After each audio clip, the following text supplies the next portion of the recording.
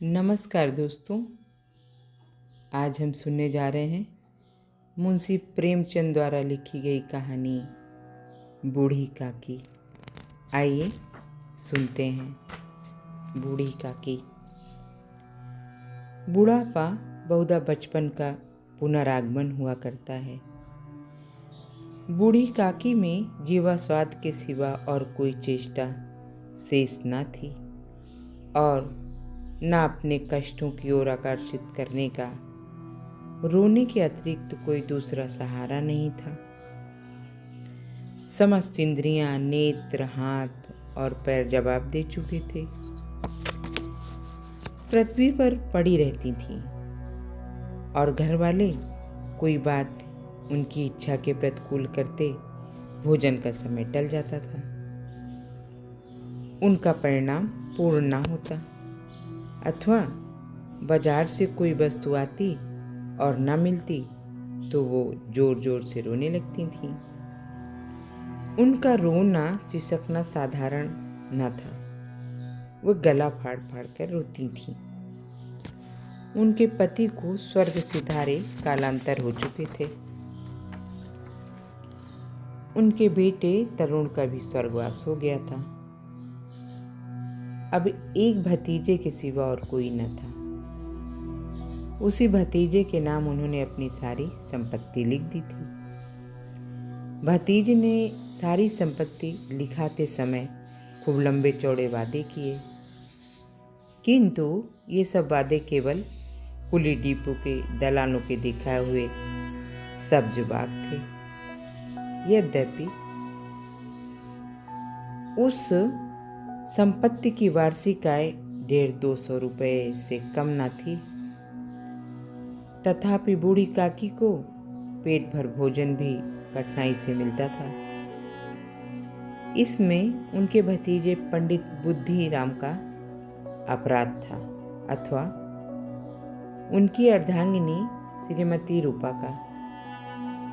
इसका निर्णय करना सहज नहीं था। बुद्धिराम स्वभाव के सज्जन थे, किंतु उसी समय जब कि उनके कोष पर कोई आँच न आए। रूपा स्वभाव से तीव्र थी सही, पर ईश्वर से डरती थी। अतएव बूढ़ी काकी को उसकी तीव्रता उतनी न खलती जितनी बुद्धिराम की। बुद्धिराम को कभी कभी अपने अत्याचार का खेद होता था। विचारते कि इसी संपत्ति के कारण मैं इस समय भलमानुस बना बैठा हूँ। यदि मौखिक आश्वासन और सूखी सहानुभूति से स्थिति में सुधार हो सकता था तो उन्हें कदाचित कोई आपत्ति न होती, परंतु विशेष व्यय का भय उनकी सुचेष्टा को दबाए रखता था। यहाँ तक कि यदि द्वार पर कोई भला आदमी बैठा होता और बूढ़ी काकी उस समय अपना राग अलापने लगती तो वह आग हो जाते थे और घर में आकर उन्हें जोर से डांटते। लड़कों को बुढ़ों से स्वाभाविक विद्वेष होता ही है, और फिर जब माता पिता का यह रंग देखते तो वे बूढ़ी काकी को और सताया करते। कोई चुटकी काट कर भागता, कोई उन पर पानी का कुल्ला कर देता। काकी चीख मार कर रोती, परंतु यह बात प्रसिद्ध थी कि वह केवल खाने के लिए रोती थी। अतएव उनके संताप और आर्तनाद पर कोई ध्यान नहीं देता था। हाँ, काकी क्रोधातुर होकर बच्चों को गालियां देने लगती तो रूपा घटना स्थल पर आ पहुंचती। इस भय से काकी अपनी जीवा कृपाण का कदाचित ही प्रयोग करती थी। यद्यपि उपद्रव शांति का यह उपाय रोने से कहीं अधिक उपयुक्त था। संपूर्ण परिवार में यदि काकी से किसी को अनुराग था तो वह बुद्धिराम की छोटी लड़की लाडली लाडली अपने दोनों भाइयों के भय से अपने हिस्से की मिठाई चबैना बूढ़ी काकी के पास बैठकर खाया करती थी। यही उसका रक्षागार था और काकी की शरण उनकी लोलुपता के कारण बहुत महंगी पड़ती थी। भाइयों के अन्याय से कहीं सुलभ थी। इसी स्वार्थानुकूलता ने उन दोनों में सहानुभूति का आरोपण कर दिया था। रात का समय था। बुद्धिराम के द्वार पर शहनाई बज रही थी और गांव के बच्चों का झुंड विस्मयपूर्ण नेत्रों से गाने का रसास्वादन कर रहा था। चारपाइयों पर मेहमान विश्राम करते हुए नाइयों से मुक्कियां लगवा रहे थे। समीप ही खड़ा हुआ भाट बिरदावली सुना रहा था और कुछ भावज्ञ मेहमानों की वाह वाह पर ऐसा खुश हो रहा था मानो इस वाह वाह का यथार्थ में वही अधिकारी है। दो एक अंग्रेजी पढ़े हुए नवयुवक इन व्यवहारों से उदासीन थे। वे इस गंवार मंडली में बोलना अथवा सम्मिलित होना अपनी प्रतिष्ठा के प्रतिकूल समझते थे। आज बुद्धिराम के बड़े लड़के मुखराम का तिलक आया है। यह उसी का उत्सव है। घर के भीतर स्त्रियां गा रही थीं और रूपा मेहमानों के लिए भोजन के प्रबंध में व्यस्त थी। भट्टियों पर कड़ाह चढ़ रहे थे। एक में पूड़ियाँ कचौड़ियाँ निकल रही थी, दूसरे में अन्य पकवान बनते। एक बड़े हंडे में मसालेदार तरकारी पक रही थी। घी और मसाले की सुगंध चारों ओर फैल रही थी। बूढ़ी काकी अपनी कोठरी में शोका में विचार की भांति बैठी हुई थी। यह स्वाद मिश्रित सुगंधी उन्हें बेचैन कर रहा था। वे मन ही मन विचार कर रही थी, संभवतः मुझे पूड़ियाँ मिलेंगी कि नहीं। इतनी देर हो गई, कोई भोजन लेकर नहीं आया। मालूम होता है सब लोग भोजन कर चुके हैं, मेरे लिए कुछ नहीं बचा होगा। यह सोचकर उन्हें रोना आ रहा था, परंतु अस्कुन के भय से वह रो न सके। वाह कैसी सुगंध है, अब मुझे कौन पूछता है। जब रोटियों के ही लाले पड़े तब पूड़ियाँ कौन देगा। यह विचार कर उन्हें रोना आया। कलेजे में हुक सी उठने लगी, परंतु रूपा के भय से उन्होंने फिर मौन धारण कर लिया। बूढ़ी काकी देर तक इन्हीं दुखदायक विचारों में डूबी रही। घी और मसालों की सुगंध रह रहकर मन को आपे से बाहर किए जा रही थी। मुंह में पानी भर भर आ रहा था। पूड़ियों का स्वाद स्मरण करके हृदय में गुदगुदी होने लगी थी। किसे पुकारूं? आज लाडली बेटी भी नहीं आई। दोनों छोकरे हमेशा दिखते थे, आज वो भी नहीं दिखे। पता नहीं कहाँ चले गए। कुछ मालूम तो होता कि कहाँ हैं। बूढ़ी काकी की कल्पना में पूड़ियों की तस्वीर नाचने लगी। खूब लाल लाल फूली फूली नरम नरम पूड़ी होगी। रूपा ने तो भली भांत भोजन कर ही लिया होगा। कचौड़ियों में अजवाइन और इलायची की महक आ ही रही होगी। एक पूड़ी मिलती तो जरा हाथ में लेकर देखती। चलो क्यों ना मैं चलकर कड़ाह के सामने ही बैठती हूँ। पूड़ियाँ छन छन निकल रही होंगी गरम गरम, वहीं चलकर देखती हूँ। परंतु बूढ़ी काकी जा नहीं पा रही थी। थोड़ी देर बाद ही उन्होंने उकड़ू बैठकर हाथों के बल सरकती हुई बड़ी कठिनाई से चौखट से उतरी और धीरे धीरे रेंगती हुई कढ़ा के पास आ बैठी। यहाँ आने पर उन्हें उतना ही धैर्य हुआ जितना भूखे कुत्ते को खाने वाले के सम्मुख बैठने में होता है। रूपा उस समय कार्यभार से उद्विग्न हो रही थी। कभी इस कोठे में जाती, कभी उस कोठे में, कभी कढ़ा के पास आती, कभी भंडारे में जाती। किसी ने बाहर से आकर कहा, महाराज ठंडाई मांग रहे हैं। ठंडाई देने लगी। इतने में फिर किसी ने आकर कहा, भाट आया है, उसे कुछ दे दो। भाट के लिए सीधा निकाल रही थी कि एक तीसरे आदमी ने आकर पूछा, अभी भोजन तैयार होने में कितना विलंब है, जरा ढोल मजीरा उतार दो। बेचारी अकेली स्त्री दौड़ते दौड़ते व्याकुल हो रही थी, झुंझलाती थी, कुढ़ती थी, परंतु क्रोध प्रकट करने का अवसर न पाती थी। भय होता कहीं पड़ोसने यह न कहने लगे कि इतने में घबरा गई।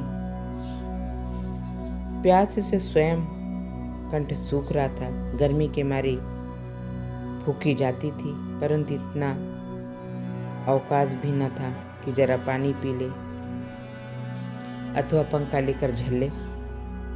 यह भी खटका था कि जरा आंख हटी और चीजों की लूट मची। इस अवस्था में उसने बूढ़ी काकी को कढ़ा के पास बैठी देखा तो और जल गई। क्रोध न रुक सका। इसका भी ध्यान न रहा कि पड़ोसने बैठी हुई है, मन में क्या कहेंगे, पुरुषों में लोग सुनेंगे तो क्या कहेंगे। जिस प्रकार मेढक के चूहे पर झपटता है, उसी प्रकार वह बूढ़ी काकी पर झपटी और उन्हें दोनों हाथों से झटक कर बोली, ऐसे पेट में आग लगी, पेट है या भाड़। कोठरी में बैठे हुए क्या दम घुटता था? अभी मेहमानों ने नहीं खाया, भगवान को भोग नहीं लगा, तब तक धैर्य ना हो सका, आकर छाती पर सवार हो गई। जल जाए ऐसी जीभ। दिन भर खाती न होती तो ना जाने किसकी हांडी में मुंह डालती। गांव देखेगा तो कहेगा कि बुढ़िया भरपेट खाने को नहीं पाती, तभी तो इस तरह मुंह बाए फिरती है। डायन ना मरे न माचा छोड़े। इतना ठूसती है, ना जाने कहाँ भस्म हो जाता है। भला चाहती हो तो जाकर कोठरी में बैठो, जब घर के लोग खाने लगेंगे तब तुम्हें भी मिलेगा। तुम कोई देवी नहीं हो कि चाहे किसी के मुंह में पानी न जाए, परंतु तुम्हारी पूजा पहले ही हो जाए। बूढ़ी काकी ने सिर उठाया, न रोई न बोली, चुपचाप रेंगती हुई अपनी कोठरी में चली गई। आवाज ऐसी कठोर थी कि हृदय और मस्तिष्क की संपूर्ण शक्तियां, संपूर्ण विचार और संपूर्ण भार उसी ओर आकर्षित हो गए थे। नदी में जब कागार का कोई बृहद खंड कटकर गिरता है तो आसपास का जल समूह चारों ओर उसी स्थान को पूरा करने के लिए दौड़ता है। भोजन तैयार हो गया है। आंगन में पतले पड़ी, मेहमान खाने लगे। स्त्रियों ने जेवनार गीत गाना आरंभ कर दिया। मेहमानों के नाई और सेव करण भी उसी मंडली के साथ किंतु कुछ हटकर भोजन करने बैठे थे, परंतु सभ्यता अनुसार जब तक सबके सब खा न चुके कोई उठ नहीं सकता था। दो एक मेहमान जो कुछ पढ़े लिखे थे, सेवकों के दीर्घाहार पर झुंझला रहे थे। वे इस बंधन को व्यर्थ और बेसिर पैर की बात समझते थे। बूढ़ी काकी अपनी कोठरी में जाकर पश्चाताप कर रही थी कि मैं कहाँ से कहाँ गई। उन्हें रूपा पर क्रोध आ रहा था, अपनी जल्दीबाजी पर दुख भी हो रहा था। सच ही तो है, जब तक मेहमान लोग भोजन कर ना चुकेंगे घर वाले कैसे खाएंगे। मुझसे इतनी देर भी न रहा गया, सबके सामने पानी उतर गया। अब जब तक कोई बुलाने ना आएगा ना जाऊंगी। मन ही मन इसी प्रकार का विचार कर वह बुलाने की प्रतीक्षा करने लगी, परंतु घी की रुचिकर सुभाष बड़ी धैर्य परीक्षक प्रतीत हो रही थी। उन्हें एक एक पल एक एक युग के समान मालूम होता था। अब पत्तलें पिच गई होंगी, अब मेहमान आ गए होंगे, लोग हाथ पैर धो रहे होंगे, नाई पानी दे रहा होगा। मालूम होता है लोग खाने बैठ गए, जेवनार गाया जा रहा है। यह विचार करवा मन को बहलाने के लिए लेट गईं। धीरे धीरे एक गीत गुनगुनाने लगी। उन्हें मालूम हुआ कि मुझे गाते देर हो गई। क्या इतनी देर तक लोग भोजन कर ही रहे होंगे? किसी की आवाज़ नहीं सुनाई दी। अवश्य लोग खा पी कर चले गए, मुझे कोई बुलाने नहीं आया। रूपा चिढ़ गई है, क्या जाने बुलाएगी कि नहीं। सोचती हो कि आप ही जावेंगी, वह कोई मेहमान तो नहीं जो उन्हें बुलाऊं। बूढ़ी काकी चलने के लिए तैयार हुई। यह विश्वास कि 1 मिनट में पूर्णी और मसालेदार तरकारियां सामने आएंगी उनकी स्वादेंद्रियों को गुदगुदाने लगी। उन्होंने मन में तरह तरह के मंसूबे बांधे। पहले तरकारी से पूड़ियाँ खाऊंगी, फिर दही और शक्कर से कचौड़ियाँ रायते के साथ मज़ेदार मालूम होंगी। चाहे कोई बुरा माने चाहे भला माने, मैं तो मांग मांग कर खाऊंगी। यही ना लोग कहेंगे कि इन्हें विचार नहीं है। क्या करें, इतने दिन के बाद पूड़ियाँ मिल रही हैं तो मुँह जूठा करके थोड़े ही उठ जाऊंगी। मैं तो बहुत खाऊंगी।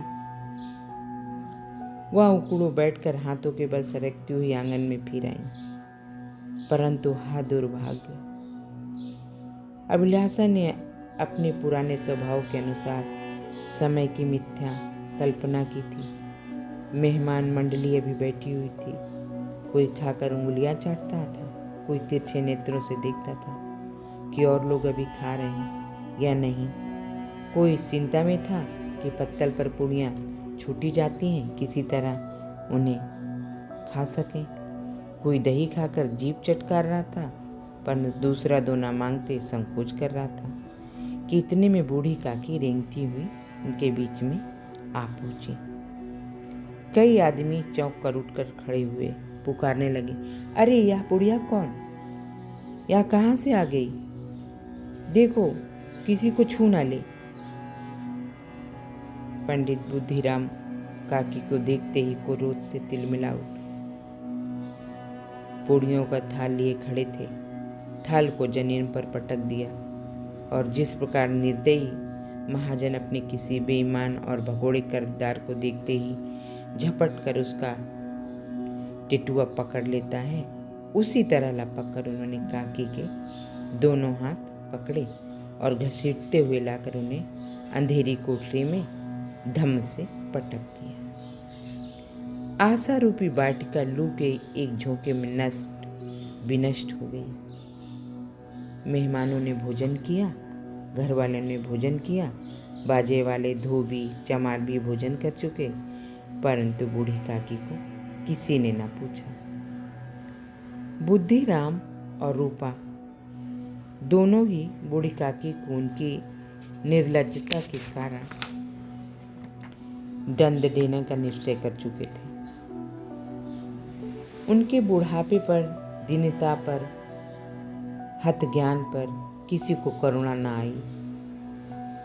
अकेली लाडली उनके लिए कुढ़ रही थी। लाडली को काकी से अत्यंत प्रेम था। बेचारी भोली लड़की थी।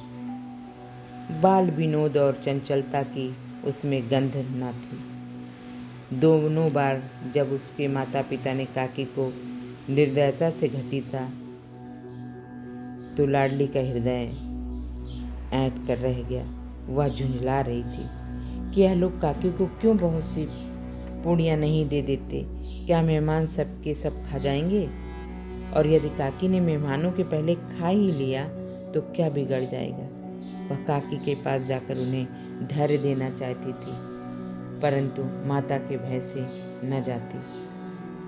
उसने अपने हिस्से की पूड़ियाँ बिल्कुल न खाई, अपनी गुड़ियों की पिटारी में बंद कर रखी। उन पूड़ियों को काकी के पास ले जाना चाहती थी। उसका हृदय अधीर हो रहा था। बूढ़ी काकी मेरी बात सुनते ही उठ बैठेंगी। पूड़ियाँ देखकर कैसी प्रसन्न होंगी, मुझे खूब प्यार करेंगी। रात को 11 बज गए थे। रूपा आंगन में पड़ी सो रही थी। लाडली की आंखों में नींद ना आती। काकी को पूड़ियाँ खिलाने की खुशी उसे सोने न देती। उसने गुड़ियों की पिटारी सामने ही रखी थी। जब विश्वास हो गया कि अम्मा सो गई तो वह चुपके से उठी और विचारने लगी कैसे चलूं। चारों ओर अंधेरा था, केवल चूल्हों में आग चमक रही थी और चूल्हों के पास एक कुत्ता लेटा हुआ था। लाडली की दृष्टि द्वार के सामने वाले नीम की ओर गई। उसे मालूम हुआ कि उस पर हनुमान जी बैठे हुए हैं। उनकी पूंछ, उनकी गदा सब स्पष्ट दिखलाई दे रहे हैं। मारे भय के उसने आंखें बंद कर ली। इतने में कुत्ता उठ बैठा।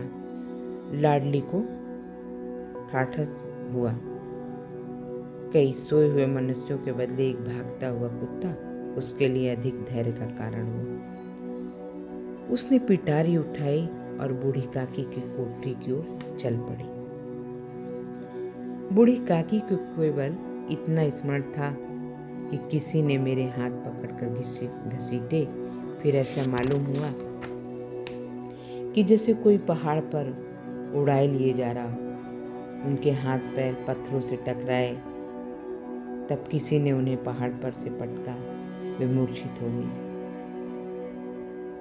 जब वे सचेत हुई तो किसी की जरा भी आहट न मिलती थी। समझी कि सब लोग खा पी कर सो गए और उनके साथ मेरी तकदीर भी सो गई। रात कैसे कटेगी? राम, क्या खाऊं? पेट में अग्नि धधक रही थी। हाँ, किसी ने मेरी सुध न ली।